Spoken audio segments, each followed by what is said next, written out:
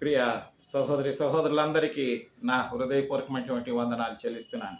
ఈ సమయంలో నా ప్రియమైనటువంటి సహోదరి సహోదరులారా, లూకాసు వార్త 6వ అధ్యాయం 35వ వచనం చదువుకుందాం. మేలు చేయుడి, అప్పు ఇయుడి, అప్పుడు మీ ఫలము గొప్పదయ్యుండును. మీరు సర్వోన్నతుని కుమారులయ్యుందురు. ఆయన కృతజ్ఞత లేని వారి ఎడల దుష్టుల ఎడలను ఉపకారి అయి ఉన్నాడు.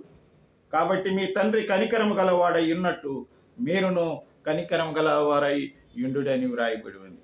In English,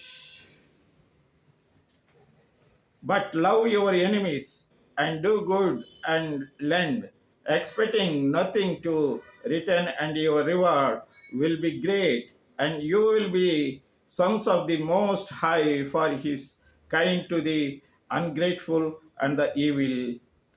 Be merciful, even as your Father is merciful అని వ్రాయబడి ఉంది.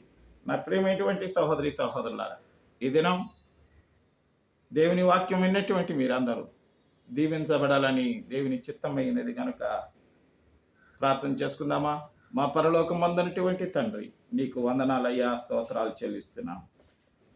మేము భూమి మీద ఉన్నప్పుడు ఒకరికొకరు సహాయపడుకొని, ఒకరికొకరు మేలు చేసుకొని, కోపద్రేకములు కాకుండా స్వామి, కలహాలు పగలు ఈర్ష్యలు లేకుండా స్వామి, ఈ భూమి మీద మేము మా తండ్రి నీ చిత్తానుసారంగా బ్రతకాలని నువ్వు చెప్పినటువంటి మాటల ప్రకారం మేము ఉండుటకు నీ శక్తిని, నీ దయను మాతో ఉంచమని కూడా ప్రార్థన చేస్తూ యేసుక్రీస్తు నామమున ప్రార్థించి వేడుకుంటున్నాము తండ్రి.